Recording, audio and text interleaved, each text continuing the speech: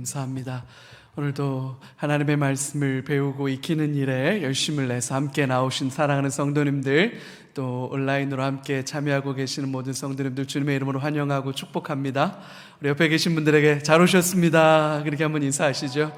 잘 오셨습니다. 예. 오늘 꽤나 날씨가 좀 덥죠. 이제 여름이 된 것 같아요. 우리 사랑하는 성도님들 모두 영적으로나 육적으로나 강건하실 수 있기를 바라고, 우리가 강건함으로 주님의 몸된 교회가 더 강건해지기를 소망합니다. 자, 오늘은 계속해서 이제 우리가 구약 말씀 쭉 보고 있는데요. 오늘은 순서에 따라서 열왕기상 말씀 같이 보도록 그렇게 하겠습니다. 우리 먼저 하나님의 말씀 같이 보죠. 열왕기상 11장 9절에서부터 13절까지의 말씀.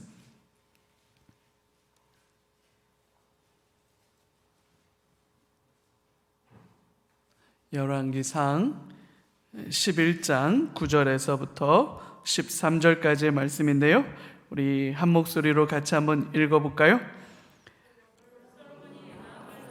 이스라엘의 하나님 여호와를 떠남으로 여호와께서 그에게 진노하시니라. 여호와께서 두 번이나 그에게 나타나시고 이 일에 대하여 명령하여 당신을 따르지 말라. 그가 여호와의 명령을 지키지 않으므로 여호와께서 솔로몬에게 이르시되 내게 이런 일이 있었고 또 내가 내 언약과 내게 명령한 법도를 지키지 아니하였으니 내가 반드시 이 나라를 내게서 빼앗아 내 신하에게 주리라.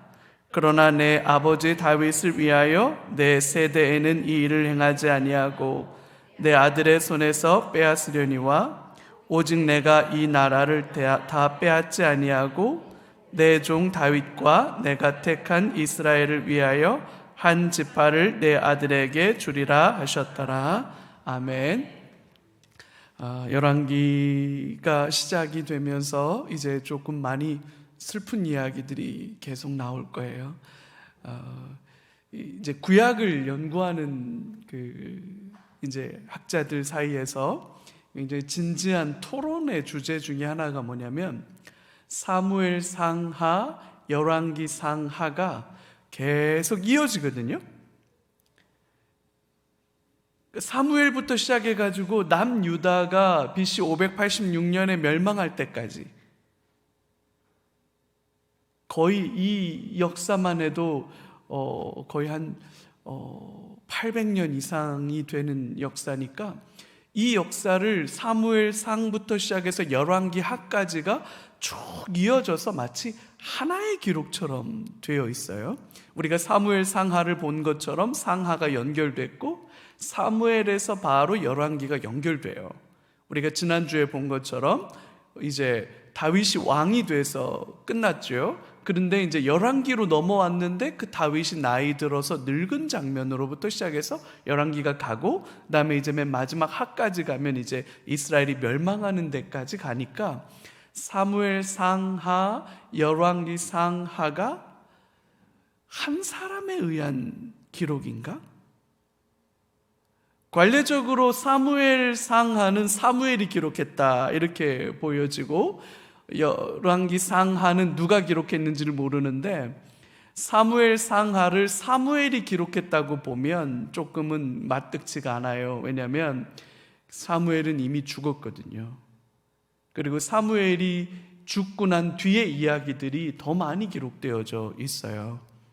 그래서 사무엘 상하를 사무엘이 다 기록했다 이렇게 말하기는 어려운데, 누가 기록했는지 잘은 모르겠지만 하나의 역사적 관점으로 사무엘 상하, 열왕기 상하가 기록된 것으로 이렇게 보는 게 맞아요. 그러면 전체적으로 사무엘 상하, 열왕기 상하는 하나의 역사책이다 이렇게 보는 게 기본적으로 맞아요. 그래서 그 사무엘 상하와 열왕기 상하를 연결해서 보는 게 되게 중요한데, 사무엘 상하를 좀 한번 복습해 보면 이렇게 돼 있죠.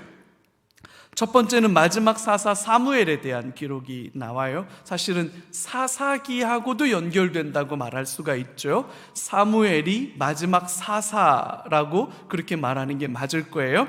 마지막 사사 사무엘이 이제 등장을 하고 그가 엘리 제사장의 집에서 함께 자라나고 엘리 제사장과 그의 아들 흠니와 비느하스가 맞득치 않은 상황에 이스라엘의 왕이 없으므로 각자 자기 소견에 오른 대로 행했다라고 하는 사사기의 결론을 이어가는, 그래서 이제 이스라엘의 새로운 왕이 등장하겠구나, 그 왕을 등장시키는 역할을 사무엘이 하는 거예요. 그래서 이제 사무엘이 그 일들을 그냥 PT로 계속 주세요. 저를 비추지 마시고. 네. 그 사무엘이 그 일들을 하게 됩니다. 그래서 이제 사무엘이 그 일을 하면서 처음으로 세워진 왕이 사울이에요. 근데 이 사울이 처음에는 그럴듯한 모습이었지만 이내 실패하고 말지요. 그리고 난 다음에 실패한 사울 왕을 대신해서 다윗이 왕으로 기름 부음 받아요. 그래서 다윗 이야기가 주요하게 등장을 하죠. 사무엘을 하나님께서 사무엘이 죽고 난 뒤에 사울을 하나님께서 버리셨고 다윗을 새롭게 이스라엘의 왕으로 올리시는 하나님의 일들이 진행이 되지요. 그래서 결국 다윗이 이스라엘의 두 번째 왕이 됩니다. 근데 이 다윗마저도 결정적으로 있어서는 안 되는 일을 저질러요. 그죠? 일단 유부남 다윗이 엄연히 남편이 있는 아내 여자를 밧세바를 이렇게 부적절한, 절대로 해서는 안 되는 일을 하게 되고 살인을 저지르죠. 고의적 살인이에요. 명백하게 고의적 살인이에요. 우리아의 죽음에 대한 책임은 명백하게 다윗이 가지고 있어요. 절대로 있어서는 안 되는 그 일들을 통해서 다윗이 무너집니다. 그러면서 이제 사무엘 하루 넘어갔을 때는 그 다윗이 범죄하고 간음하고 살인한 이야기들로부터 시작해서 다윗의 집안에 우환이 시작되죠. 압살롬의 반역부터 시작해서 아주 허다한 일들이 벌어져요. 그리고 나서 이제 다윗의 이야기까지가 사무엘 하까지예요. 그러면 이제 열왕기는 어떻게 시작하느냐? 다윗의 아들 솔로몬으로부터 시작해서 이제 이스라엘이 분열되고 분열된 북이스라엘이 멸망하고 남은 남유다가 어떻게 명맥을 유지하다가 결국 망하느냐에 대한 이야기를 담고 있는 거죠. 역사가 진행되고 난 뒤에 기록되는 거예요. 그죠? 앞에 일을 내다보고 역사를 쓰진 않아요. 일이 다 진행되고, 그러면 사무엘 상하, 열왕기 상하까지를 보면 이 열왕기 상하 기록이 끝난 시점이, 기록이 시작된 시점이 언제쯤이라고 말해야 되냐면 이스라엘이 망하고 난 뒤라고 말해야 돼요. 맞죠? 이스라엘이 왜 망했나? 이스라엘은 왜 망했나? 아니, 이스라엘은 왜 망할 수밖에 없었나? 그 얘기를 기록하고 있는 거예요. 결국 이스라엘이 망할 수밖에 없었던 이유, 그게 사무엘 상하, 열왕기 상하의 기록의 주제의식이에요. 왜 이스라엘은 망할 수밖에 없었나? 이미 망한 자리에서 망한 이스라엘의 역사들을 쭉 살펴보니 이래서 이스라엘은 망할 수밖에 없었던 거구나. 그 얘기를 역사가가 쭉 기록하고 있는 거예요. 그러면 왜 이스라엘은 망할 수밖에 없었나라고 하는 이야기를 하는 이유는 뭘까요? 그걸 왜 말하고 있는 거예요?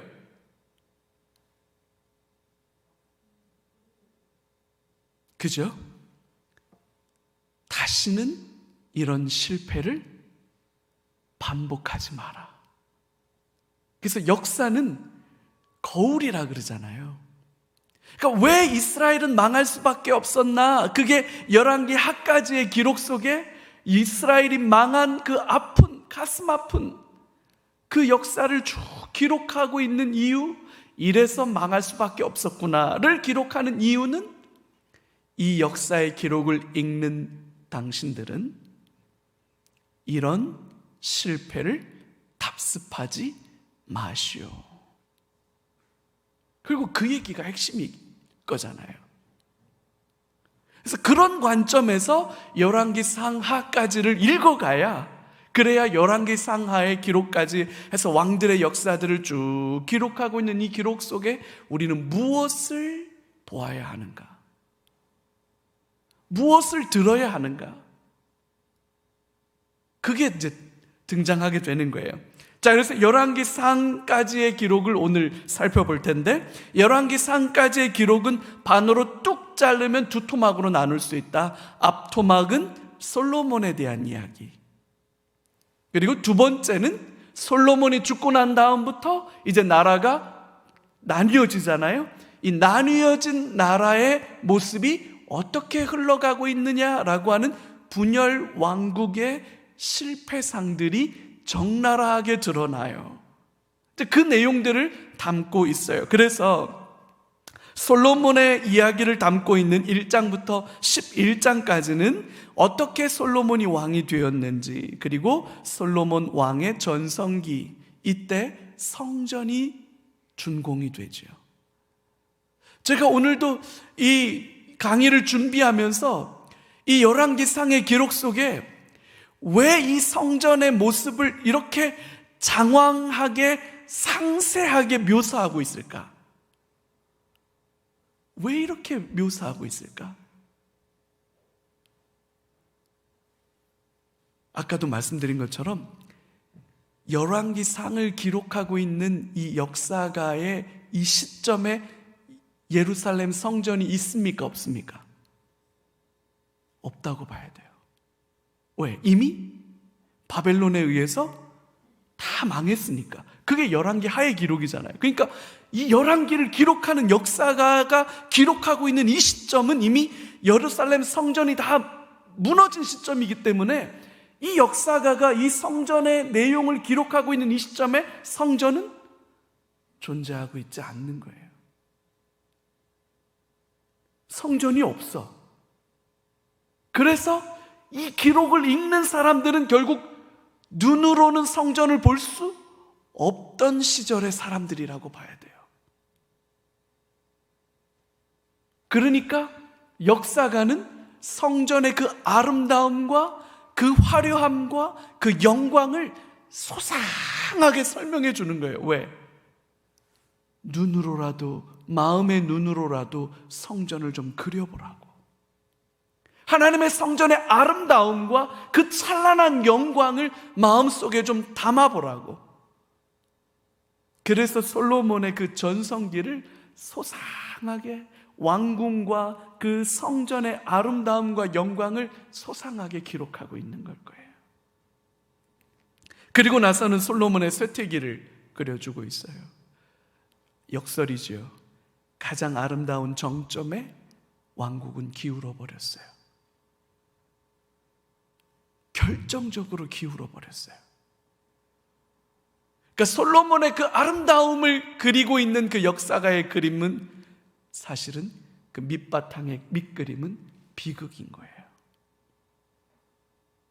그리고 나서 이제 솔로몬이 죽고 난 다음에 왕국이 분열되어지는 이야기들을 12장부터 22장까지 하고 있고, 사실 여기는 편의상 열왕기를 상하로 우리 성경으로 나눠놨지만 원래 히브리어 성경으로는 하나예요. 그러니까 하나의 묶음이니까 편의상 그냥 반으로 나눠 놓은 거지, 원래는 그냥 하나로 솔로몬의 역사와 그 다음에 나머지는 분열 왕국의 역사를 쭉 기록하고 있다, 이렇게 보면 맞겠죠. 우리가 좀 소상하게 살펴보죠. 솔로몬에 대한 기록이 1장부터 11장까지 등장을 합니다. 솔로몬이 왕이 돼요. 근데 여러분 잘 아시던 것처럼 장자 승계 원칙이라는 것이 기본적으로 왕위를 승계시키는 기본 원칙이에요. 동서고금을 막론하고 대부분의 왕권이 확립되어진 나라들은 장자 승계 원칙을, 왕을 승계시키는 방식으로 자리 잡죠. 근데 압살롬의 반역으로 압살롬도 죽었기 때문에 압살롬 다음 순번의 왕위 계승 서열은 아도니아예요. 핫깃이라고 하는 여인의 아들 아도니아가 왕위 계승 서열 1번이에요. 바세바는 예루살렘에서 늦게 불륜 관계로, 너무나도 명백한 불륜 관계로, 그래서 왕궁에 있는 사람들은 바세바와 다윗의 결혼이 부정하고 온전치 않다는 건 누구나 다 알아요. 그 처음 낳은 아들은 하나님이 데려가셨어요. 그리고 두 번째 낳은 아들 여디디야라는 별명이 붙여졌던 솔로몬, 특별히 다윗의 총애를 받은 것은 맞지만, 여러분 보세요, 이 1장 2장까지를 가만히 보면 우리가 조선 왕궁 숙종의 빈이었던 장희빈은 저리 가라예요. 왕궁의 이 암투가 장난 아닙니다. 핫깃이라고 하는 이 왕비의 아들 아도니아와 자기가 왕위 계승 서열 1번이니까 자기가 왕이 되겠다고 결정해요. 왜? 다윗이 너무너무 나이가 많이 들어서 이제 더 이상 다윗이 어떤 의미 있는 통치를 하기에는 이미 나이가 너무 많이 들어버렸어요. 그래서 다윗을 위해서 그 몸을 따뜻하게 해주기 위한 왕비, 마지막 왕비를 간택하지만 다윗과 이 왕비 사이에는 어떠한 부부관계도 허락되지는 않았어요. 그런 이 왕비를 그저 그 정도의, 다윗이 거의 목숨만 코에 붙어있지 어떤 의미 있는 통치를 하기는 쉽지 않은 상황까지 갔기 때문에 아도니아가 스스로 왕이 되겠다라고 하는 선택을 합니다. 그래서 아비아달이라고 하는 제사장, 이 아비아달이라고 하는 제사장이 나중에 이 아도니아가 실패하잖아요. 그래서 이 아비아달이 쫓겨나요. 추방당하거든요.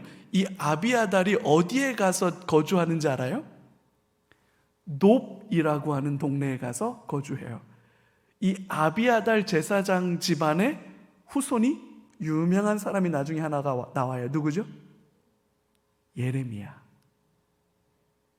예레미야는 멸망한, 그러니까 이 잘못 줄 서가지고, 할아버지가 잘못 줄 서가지고 쫄딱 망한 그 제사장 집안, 추방당한 제사장 집안의 후손이에요. 그러니까 제사장 집안이긴 하지만 예레미야는 사실 별 의미 없는 변방의 저 몰락한 집안의 아들로 태어나죠. 그 나중에 이제 예레미야 할 때 우리가 다시 한번 살펴볼게요. 그래서 예레미야가 왜 그렇게 쓰임 받는지 그걸 나중에 좀 살펴보면 좋죠. 아비아달이라고 하는 제사장과 그 다음에 요압, 군권을 실질적으로 군권을 장악하고 있었던 요압이라고 하는 이 두 사람의 후원을 등에 업고 이 아도니아가 스스로 왕이 되려고 하는데, 그것에 반대 세력에 있었던 정점이 누구냐면 나단 선지자였어요. 그 나단 선지자가 바세바에게 가서 예전에 하나님께서 다윗 왕을 통해서 솔로몬이 그 후계자가 될 거라는 어떤 이런 예언이 있었던 것 같아요. 그래서 바세바를 왕에게로 들여보냅니다. 근데 여러분, 에스더도 그랬던 것처럼 이미 다윗 곁에는 후궁이 하나 들어와 앉아 있어요. 그러면 이때 왕궁의 예법이 뭐냐면, 왕이 부르지 않았는데 후궁 중에 한 사람이 왕의 침실에 나아온다면 그거는 왕을 살해할 의도가 있다, 이렇게 간주되는 거예요.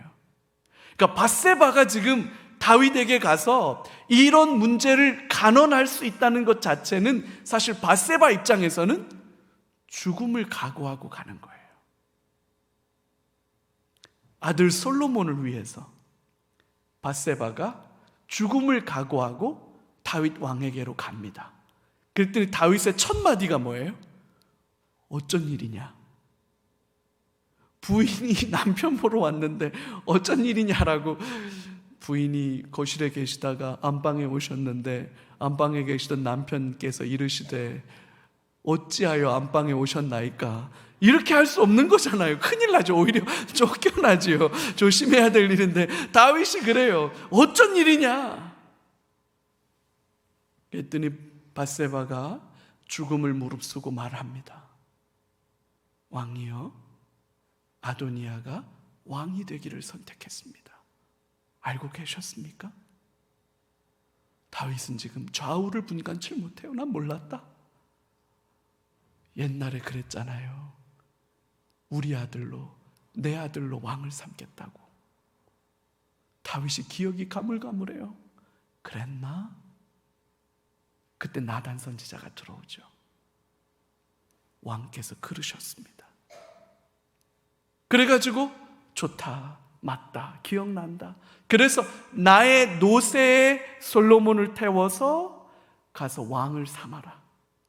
그렇게 허락해 줍니다. 그래서 나단, 그다음에 제사장 중에 사독, 아비아달은 아도니아에게 갔고, 근데 이 사독이라고 하는 제사장이 이쪽으로 줄을 서지요. 그다음에 이제 그 군대 장관 중에 이제 새로운 신흥 세력들이 이제 솔로몬에게 섭니다. 그래서 이제 솔로몬이 성공적으로 왕이 돼요. 그랬더니 아도니아가 왕이 되려고 했던 것과 이제 솔로몬이 실제로 왕이 되어 버리니까 전광석화와 같이 솔로몬이 왕이 등극되고 이제 성공적으로 다윗 왕궁에 들어오게 되죠. 그러니까 이제 아도니아는 반역이 되어 버리는 거예요. 그래서 아도니아를 도왔던 요압과 아도니아를 도왔던 아비아달이 졸지에 끈떨어진 연이 되어버렸습니다. 그래서 이제 솔로몬이 왕으로 즉위하고 난 뒤에 솔로몬의 왕권을 강화하기 위해서 다윗이 마지막으로 솔로몬에게 주는 유언이 몇 가지가 있어요. 첫째, 요압. 너무 컸어. 요압은 처리해야 된다. 시므이, 요압이 다윗이 압살롬을 피해서 도망갈 때 그 시므이가 나와서 그렇게 저주하고 모욕했잖아요. 그때 돌아오는 길에 나와서 영접했기 때문에 살려는 줬지만 그로 편안하게 수월에 내려가지 못하게 하라. 몇 가지 약속을 유언을 남겨줘요. 그래서 이제 왕권을 강화하는 차원에서 요압을 죽입니다. 그리고 제사장 아비아달은 제사장의 직분을 빼앗고 추방시켜버려요. 그리고 제사장은 이제 사독에게로 이제 완전히 이제 그 가문을 이어가게 하죠. 아비아달은 여러분 엘리 제사장의 집안이었어요. 그래서 엘리 제사장이 그렇게 끝납니다. 그 집안이. 이제 새롭게 사독이 제사장이 되고 중앙 제사장 집안의 이제 전통 가문이 되는 거예요.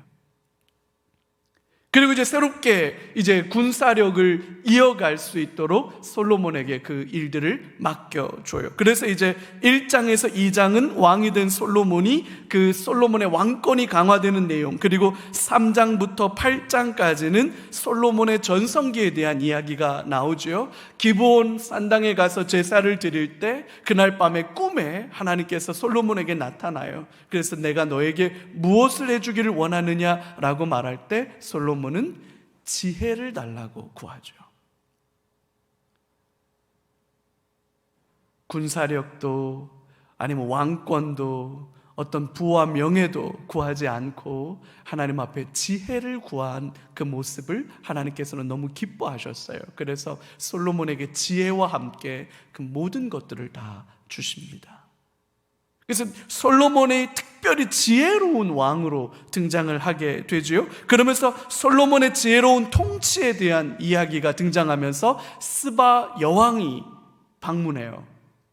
지금의 에티오피아죠. 에티오피아의 여왕이 와서 솔로몬을 아련하게 되고, 심지어는 두 여인의 싸움, 지금이야 유전자 감식을 해서 이 아들이 누구 아들이다 혈액형 검사라도 해보면 알 수 있을 테지만, 그때 당시에는 뭐 확인할 길이 없으니까, 근데 너무나도 유명한 판결을 내리죠. 반 잘라줘라. 왕 앞에 이 송사를 가지고 왔기 때문에 거짓으로 이 송사를 끌고 왔다는 게 발각이 되면 그 여인은, 더군다나 이 여인은 창녀예요, 둘 다. 그러니까 사회적으로 신분이 굉장히 낮고 천한 사람들이다라고 하는 그 의미가 있는데, 그 낮고 천한 그들이 왕 앞에 이 송사를 가지고 왔기 때문에 거짓 송사인 것이 밝혀지면 자비가 없을 거예요. 근데 한 여인이 그렇게 말해요. 죄송합니다. 제가 거짓말했습니다. 제 아들이 아닙니다. 제발 이 아이를 반으로 가르지 마십시오. 저 여인의 아이가 맞습니다. 라고 자기의 생명을 포기하고 아이를 살리려고 해요. 그게 모성이죠. 그래서 솔로몬이 딱 알아봐요. 이 아이는 저 여인의 아이다. 그래서 이것 때문에 사람들 사이에 솔로몬의 지혜가 아주 드러나게 되지요. 그리고 나서 이제 솔로몬의 건축 사업에 대한 상세한 이야기가 등장합니다. 아람 왕과 약속을 가지고, 두로 왕과 또 약속을 가지고, 그래서 이제 성전을 짓고 왕궁을 짓고 하는 그런 이야기들이 상세하게 등장하면서 하나님께서 어떻게 이스라엘의 전성기를 이끌어가고 있는지를 설명해 주고 있어요. 성전을 짓고 난 다음에 그 성전의 낙성식에 올라가서 솔로몬이 기도합니다. 이 낙성식에서 드려진 솔로몬의 기도는 나중에 역대기에 한 번 더 등장하는데 더 상세하고 자세하게 등장돼요. 그러나 여기 열왕기에 등장하는 솔로몬의 낙성식 기도의 핵심은 이겁니다. 누구라도 이 성전을 향하여, 하나님의 이름을 두시겠다고 약속한 이 성전을 향하여 기도한다면 그 기도를 들어주십시오. 기도는 언제 할까요?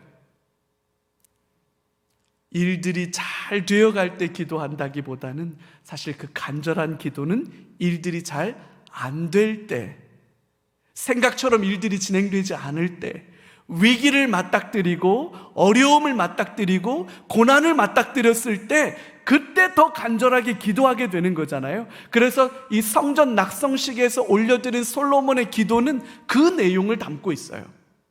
범죄하거든, 그래서 하나님의 징계와 책망이 임하거든, 고난을 당하거든, 어려움을 당하거든, 이스라엘 백성들이 이 성전에 하나님이 계심을 기억하고 이 성전을 향하여 기도할 때 하나님 그 기도를 들어주십시오.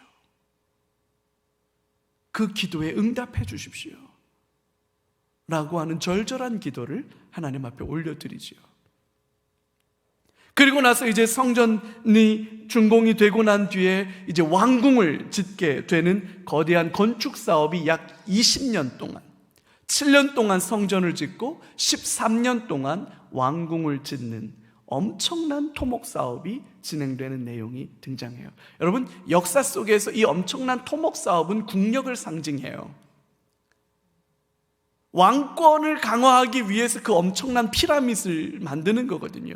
왕이 얼마나 힘이 있는지를 보여주는, 물론 이거 잘못하면 왕권이 거기에 너무 지나치게 집착한 나머지 국력을 다 갉아먹는 일들로 만들긴 하지만, 이것은 왕이 스스로의 왕권이 얼마나 대단한지를 보여주는 하나의 척도가, 얼마나 큰 토목 사업을, 얼마나 큰 국책 사업을 이끌었느냐라고 하는 게 하나의 왕권의 바로미터이기는 해요.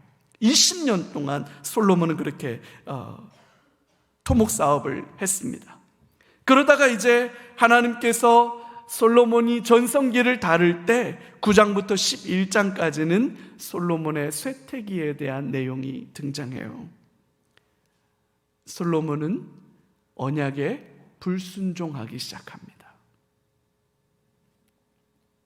바로의 공주를 애굽과의 조약을 체결하는 거죠. 평화 조약을 체결하기 위한 가장 좋은 방법은 혼인 관계를 맺는 거예요. 근데 솔로몬은 자기가 직접, 그러니까 보통은 자기 아들을 위해서 며느리를 데려오는 방식으로 할 텐데, 솔로몬은 자기가 직접 자기 아내를 애굽에 공주를 데려온 거죠. 그러면 결국 어떻게 되는 거냐면 솔로몬은 애굽의 바로 왕의 사위가 되는 거죠. 그러니까 이스라엘의 국력이 전성기이긴 하지만 아직 애굽에게는 부마국이 되는 거예요.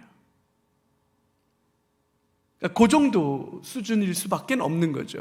그렇지만 솔로몬이 생각할 때는 자기의 국력이 강화되어질 수 있는 길은 애굽의 간섭을 받지 않는 거다.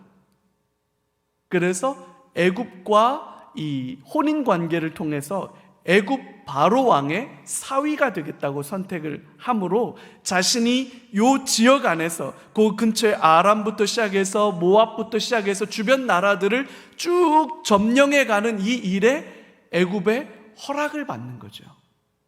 어차피 너는 내 사위니까 네가 주변 나라를 좀 더 점령한다고 한들 너가 나의 경쟁 상대가 되지는 않아.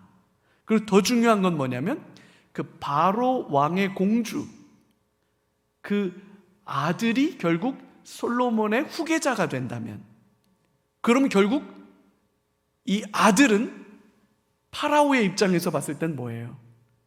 자기 손주가 이스라엘의 왕이 될 수 있는 거기 때문에 그만큼 지배력과 영향력을 강화할 수 있는 게 되는 거죠. 우리 고려 말에 원나라가 그렇게 했던 것처럼 그런 정책들을 펴고 있는 거예요. 그래서 애굽의 공주를 데려다가 결혼을 했어요. 그리고 심지어는 이런 결혼을 통한 평화협정을 맺는데 솔로몬의 부인이 자그마치 후궁과 첩까지, 후궁이 700명, 첩이 300명, 도합 1000명. 할렐루야. 어떡하지? 어떡하지? 1000명이라고 그러면 뭐 의자왕은 3000명이 되니까 그 애는 미치지 못하나. 아우, 굉장한. 근데 결국엔 이게 어떻게 됩니까? 그 1000명이라고 하는 후궁과 첩을 데리고 온 이유가 결국에는 그 나라들과 혹은 그 부족들과의 혼인 동맹을 맺으려고 하는 거잖아요. 그러니까 부인으로 데려온 이 여자가 그 부족의 입장을 대변하는 사람이 되는 거잖아요. 그래서 이 부인과 솔로몬이 어떤 관계를 맺느냐가 사실 두 사람 부부 사이를 의미한다기보다는 이 아내 뒤에 있는 그 부족 혹은 그 나라와의 외교 관계를 결정짓는 거잖아요. 이걸 너무너무 중요하게 여긴 나머지 솔로몬이 어떻게 합니까? 부인들의 요구사항을 들어주는 것이, 그리고 그 부인들의 문화와 그 부인들이 가지고 있는 그 부인들의 나라와 그 부족의 신앙을 존중해 주는 것이 외교관계의 중요한 하나의 관례가 되기 때문에 솔로몬이 자꾸만 어떤 데로 기울어 가냐면 그 부인들의 원래 고향의 신앙과 전통을 존중하는 방향으로 가요. 그래야 외국 관계가 성립되는 거잖아요. 그래서 결국 예루살렘 안에 뭐가 늘어나기 시작합니까? 부인들의 숫자만큼 그 부인들의 나라와 부족의 종교 신앙들이 고스란히 들어오기 시작하는 거예요. 바알과 아세라는 이미도 넘쳐났는데 이제 바알과 아세라를 넘어서서 그모스가 들어오기 시작하고 밀콤이 들어오기 시작하고 대도 않는 신들이 죄다 들어오는 거예요. 판테온. 로마에 가면 제일 유명한 건축물이 판테온이죠. 판테온. 판이라고 하는 것은 everything이라는 말이에요. 모든 것. 테온이라고 하는 것은 테오스와 신전, 테오스의 집, 그래서 테온이에요. 판테온 이러면 모든 신들의 집. 로마가 점령한, 로마가 정복한 정복지의 모든 신들을 다 한 집에 모아놓은 거예요. 그만큼 로마는 자기들의 국력과 힘을 자랑하고 싶었던 거죠. 판테온. 이건 어디든 다 있어요. 솔로몬이 추구한 게 그거였을 거예요. 판테온. 모든 종교와 모든 문화를 하나로 만들어서 다 융합시켜 버릴 거야. 그리고 그 위에서 내가 제일 잘 나가. 이렇게 하고 싶은 거예요. 이게 제국 마인드거든요. 근데 여러분, 이 제국 마인드는 하나님 앞에 제일 위험한 생각이에요. 종교 다원주의가 흘러가는 방향이 바로 이 방향이에요. 모든 종교는 다 동등하고 모든 종교는 다 평등해서 모든 종교는 다 동일한 독특한 양보되지 않는 그들만의 권리와 권한과 어떤 의미를 갖는다. 그래서 모든 종교는 다 화합하고 화목하고 평화롭게 공존해야 된다. 이게 종교다원주의의 가장 아름다운 신조 1번이에요. 오늘날 이 시대를 살아가는 대부분의 사람들이 다 옳다고 생각하는 신념이죠. 아마 솔로몬이 원조일지도 몰라요. 솔로몬은 그걸 추구하고 싶었던 거예요. 프란시스 후쿠야마라고 하는 사람이 1980년대, 90년대 넘어가면서 제3의 전쟁, 그거는 아마 서구를 필두로 한 기독교 문명과 마지막 프론트 라인에서 이슬람 문명이 대격돌을 벌일 거고, 그게 세계 3차 대전이 될 거고, 그것은 어쩌면 인류의 종말을 가져올 아마겟돈이 될지도 모르겠다. 뭐 이런 비슷한 전망을 내놓았던 적이 있어요. 그래서 그런 어두운 전망, 그래서 뭐 그 십자군 전쟁 때문에 일어났었던 그 중세의 몰락을 필두로 해서, 그래서 이제 서양의 지식인들이 제일 무섭게 생각한 건 뭐냐면, 그 이 기독교 세력이 이제 서진을 쭉 해가면서 결국 누구랑 부딪히냐면 이슬람 세력과 부딪힐 거예요. 중앙아시아와 지금 이렇게 지금 아랍권에 있는 나라들 사이에 결국 마지막 부딪히는 지점은 어디일 거라고 생각했냐면 이슬람과 이 기독교의 전쟁이다, 이렇게 생각을 했을 거예요. 그래서 그때 이후로 이 전 세계 지성사는 어디로 돌아서기 시작하냐면 이슬람과 기독교는 아브라함의 종교다, 뿌리가 같다. 그래서 신학을 하는 사람들 중에서도 이슬람과 기독교는 같은 뿌리를 가지고 있다. 알이라고 하는 것과 엘이라고 하는, 엘로힘 할 때 엘이라고 하는 것은 같다, 같은 신이다, 뭐 이런 이야기를 하기 시작하면서 기독교와 이슬람의 접점을 만들어내려고 노력했던 사람들이 많아요. 뿐만 아니라 모든 종교는 다 동등하고 아까 말씀드렸던 것처럼 모든 종교는 다 평화롭게 공존해야 된다, 이런 이야기를 하면서 세계 평화에 이바지해야 된다. 그래서 peace, 천주교 문양의 상징, 이렇게 동그라미 안에 이렇게 돼서 세모 이렇게 비둘기 발같이 생긴 그거 혹시 기억나요? 무슨, 제가 뭘 말씀하시는지 알겠어요? 그게 피스, 평화를 상징하면서 종교의 대통합과 종교의 대화합, 단일화를 외쳤던 수많은 사람들이 있고, 지금도 사실 그래서 기독교가 욕먹는 가장 대표적인 이유가 뭡니까? 기독교의 배타성이잖아요. 근데 여러분, 우리가 다른 건 다 모르겠지만 모든 종교는 다 평등하고 모든 신앙은 다 독특한 자기들만의 기여와 의미와 독특성을 갖는다 라고 주장하는 이 일반 명제를 아무리 인정한다 할지라도 절대로 타협할 수 없는 한 가지가 있어요. 예수 그리스도를 통해서만 구원이 있습니다. 세상의 모든 진리는 기록된 하나님의 말씀인 성경 안에만 있습니다. 우리가 이것을 양보할 수 없어요. 여러분, 근데 제 이 말을 이렇게 들으시면 안 돼요. 여러분, 스님과 같은 버스를 타고 갈 수 있습니까? 없습니까? 예?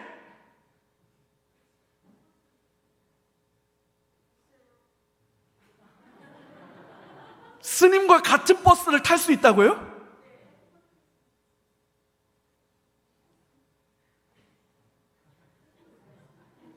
스님과 같은 테이블에 앉아서 커피 마시면 됩니까? 안 됩니까?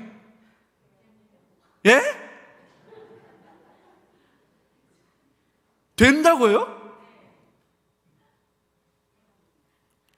이걸 오해하지 마세요. 참 안타까운 일부 극단적인 사람들이 종교다원주의로 이걸 몰고 가요. 여러분, 스님과 같은 버스 타면 종교다원주의입니까?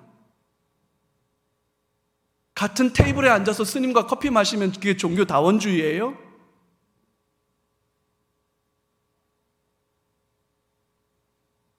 그 말은 거기다 쓰는 게 아니에요. 여러분, 우린 대한민국 안에서 스님들과도 평화롭게 지내야 됩니다.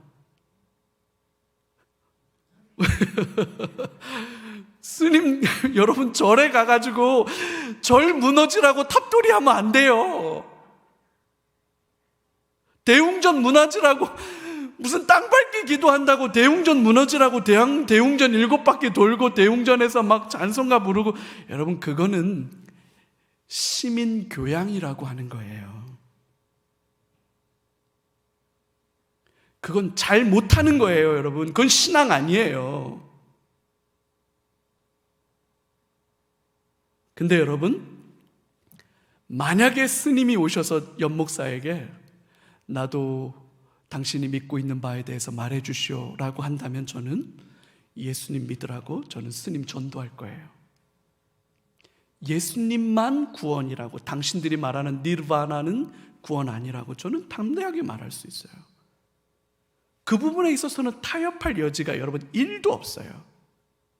제 말 아시겠어요? 절에 다니는 분들이 구원받아야 될 죄인이고, 그들이 말하는 윤회와 그들이 말하는 열반은 여러분 가짜예요. 온전하지 않아요. 세상의 실제가 아니에요. 세상의 실제는 태초에 하나님이 천지를 창조하시니라. 그리고 그 아담과 하와가 범죄함으로 인간은 죄의 굴레 가운데 죽을 수밖에 없는 운명을 맞닥뜨릴 수밖에 없었고, 예수 그리스도를 믿음으로 말미암아 구원 얻게 되는 이 실제가, 이게 세상의 실제예요. 리얼이에요. 리얼. 그들이 말하는 건 허상이에요. 진리의 영역에서는 여러분 1도 양보할 수 없지만, 그렇다고 해서 그리스도인들이 대웅전 무너지라고 7바퀴 돌고 거기 가서 찬송하는 건 여러분 이 시대를, 이 사회를 함께 살아가는 시민으로서 그건 서로에 대한 매너여야 되는 거예요. 거꾸로 여러분, 스님이 오셔서 우리 비전센터를, 드림센터를 매일마다 목탁 치시면서 7바퀴 도신다고 생각해봐요. 여러분, 그건 서로 지켜야 될 매너인 거예요. 그 매너를 지키는 걸 종교다원주의라고 말하면 안 된다고요.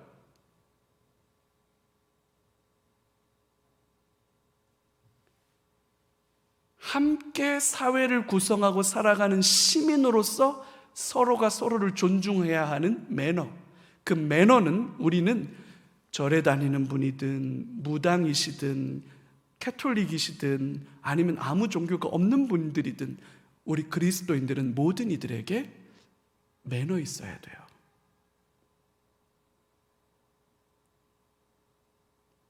그러나 분명하게 우리는 그들에게 구원 얻는 유일한 길이, 생명 얻는 유일한 길이 복음 안에만 있다는 사실을 우리는 하나님이 주시는 기회 속에 담대하게 말할 수 있어야 돼요. 매너 있게, 지혜를 가지고, 그러나 확실하게. 그래서 이거를 proper confidence 이렇게 말해요. 적절한, 적합한 확신. 교양과 매너를 지켜주지만, 그러나 분명한 진리에 대해서는 분명한 확신을 가지고 말해줄 수 있는, 그게 이 시대 교회예요.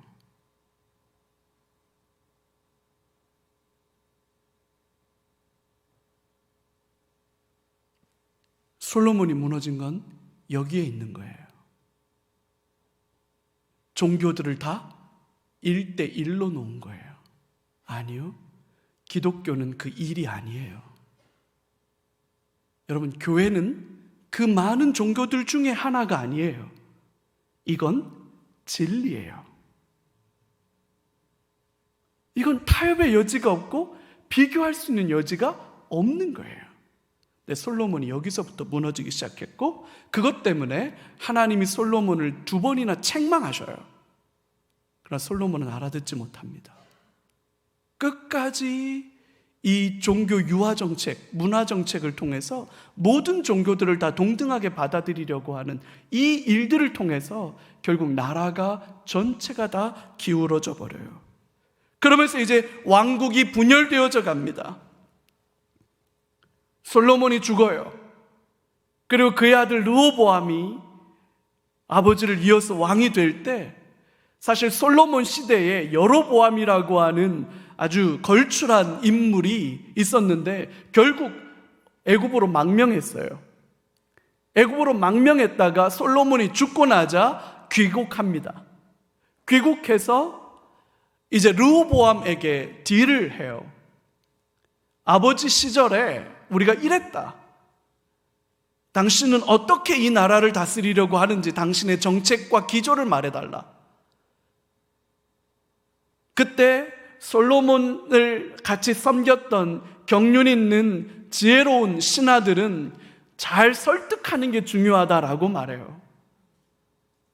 그들의 이야기를 들어주는 게 맞다고 말해요. 근데 르호보암과 함께 젊은 어린 신하들, 이 사람들은 기본적으로 왕권을 강화하는 게 더 중요하다라고 봤던 것 같아요. 그래서 내 새끼손가락이 내 아버지 솔로몬 허리보다 굵다. 우리 아버지는 채찍으로 너희들을 다스렸지만 나는 전갈 채찍으로 너희들을 다스리겠다라고 말하면서 더 강력한 중앙집권적 왕권을 확립하겠다라는 비전을 말합니다. 여로보암을 통해서 이제 그 마음이 완전히 돌아서요. 그래서 10개의 이스라엘 지파가 여로보암을 통해서 떨어져 나갑니다. 2개 지파만 남아요. 이렇게 해서 이제 북이스라엘과 남유다로 나라가 나뉘어집니다.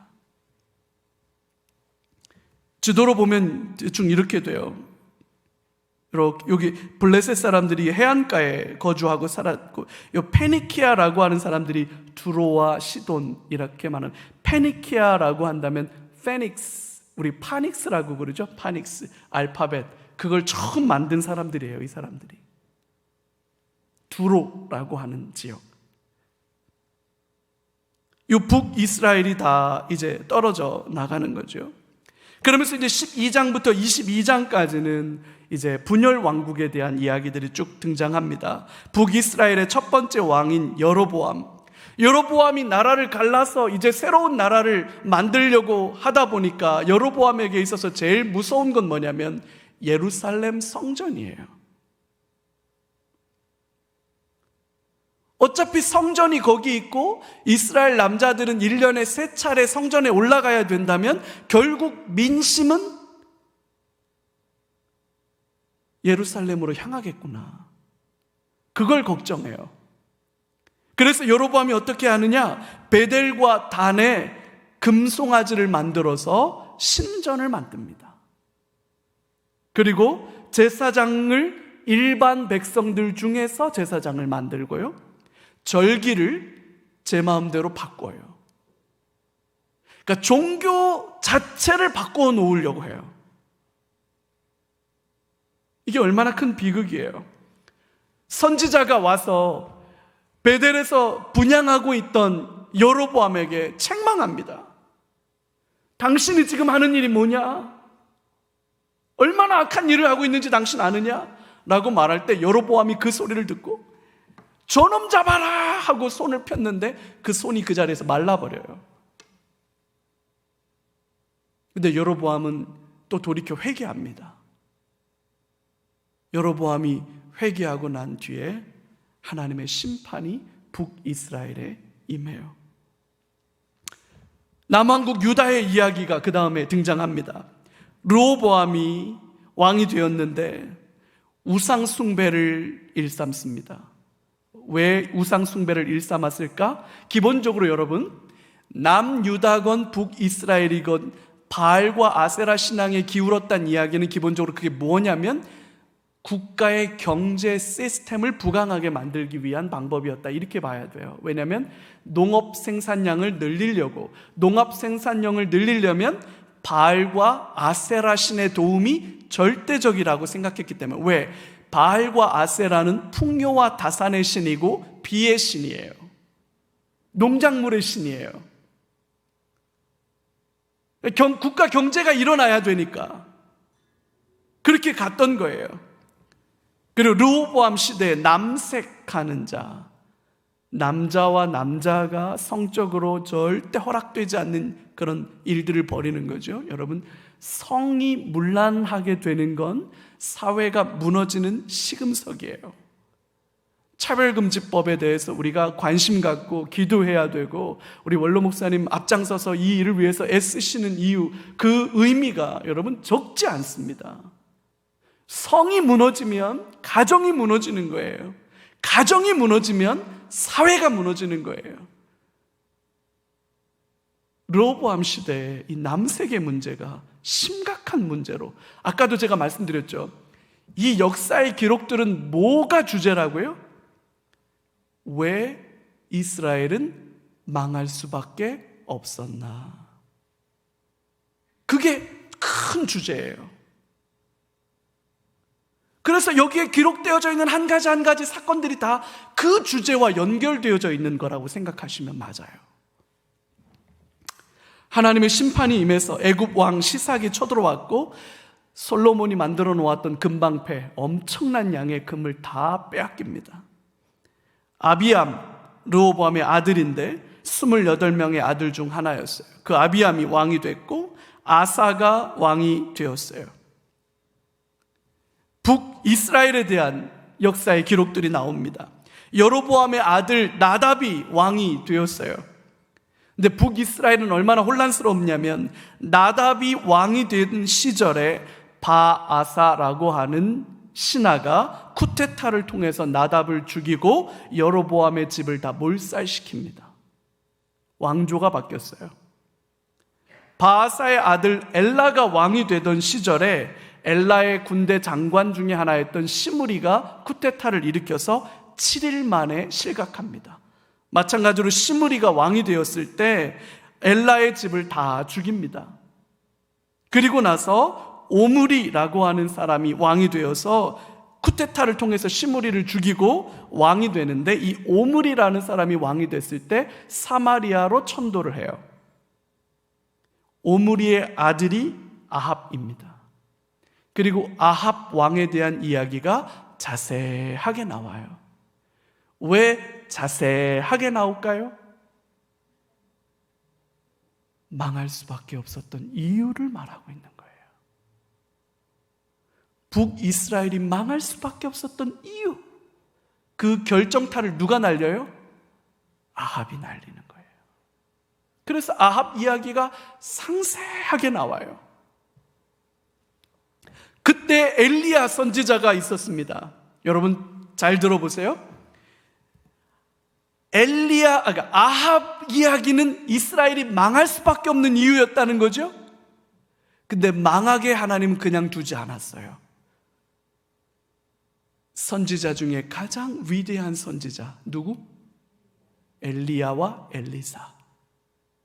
그들이 누구 시대 때 활동했다고요? 아합 시대. 가장 심각한 왕. 그러나 그 시대에 가장 탁월한 선지자들이 활동했어요. 결국 하나님의 열심이, 하나님의 일하심이, 오바댜가 등장하죠. 그리고 나중에 엘리야에게 뭘 말해요? 바알 앞에 무릎을 꿇지 않은 7천의 사람, 남은 자들이 있다. 그 남은 자들을 통해서 결국 하나님은 뭐를 이끌어 가신다? 하나님의 원래 가졌던 구원 계획을 그 신실하게 남은 한 사람 한 사람을 통해서 이루어 가시더라. 나라는 망했어요. 솔로몬도 망하고 다윗도 망하고 위대한 왕들도 망하고 선지자들도 다 실패하는 것 같았는데 그 찌질했던 아무도 아닌 그 사람들 중에 남은 사람들. 그래서 여러분 사사기 때 누가 등장하는 거예요? 룻이 등장하는 거예요. 지금 이 엄청난 배도와 패역의 시대에 누가 등장하는 거예요? 바알 앞에 무릎을 꿇지 않은 7천의 사람들이 등장하는 거예요.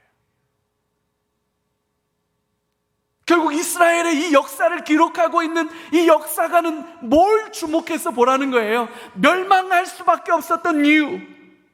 너희들은 그렇게 하지 마라. 그럼에도 불구하고 하나님은 하나님의 일을 신실하게 이어가시더라. 그게 이 역사 기록의 핵심이죠.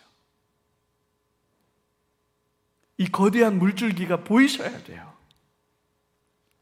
상세한 내용은 너무 많아서 다음 시간에